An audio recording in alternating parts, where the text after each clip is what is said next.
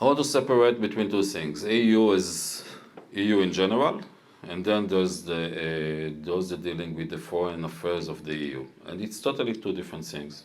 Because when you're looking at the different mechanism of the EU, like what used to be Horizon Europe, today it's being, no, it used to be Horizon 2020, today is Horizon Europe. Israel is one of the most important partner of the EU on this. We're having a lot of excellent exchange on various fields, and we're having disagreement on political issues, and this is what you usually will see on the media, is the disagreement that we have on the political issues, and this is okay. I mean, we don't expect anyone, not also in Norway, to become a Zionist. And we don't expect them to support the settlement. This is okay. We're having differences. Differences is part of life. We can have discussions about it. We can share our views. As long as it's not disturbing the cooperation that is happening. And the cooperation between Israel and EU on the different level is excellent, really. And mainly science and technology, commercial activity, every field that you touch, beside of the disagreement on the political issues, is excellent. And we're having today, Ursula von der Leyen, former German defense minister, is the head of the commission over there. Very supportive, very good relations along the years that we're having with Ursula von der Leyen. We don't have complaints. Always there's a better, I hope for better exchange, but overall, good relations. Yeah, thank you for the lecture. Where do you see relations to China?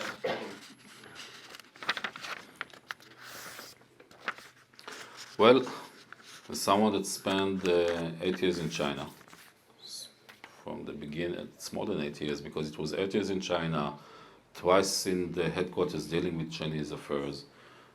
We cherish very much the relations with China. Obviously, Israel is part of the global community, and obviously Israel is having the US as our closest ally and partner, and we trust the US. The US is really supporting us in various issues, as well as with the defense issues, as well as on the talking about the UN. If you wouldn't have necessarily the US as the one that is willing to veto resolutions against Israel, again, one-sided resolution against Israel in the Security Council will be in a total different situation.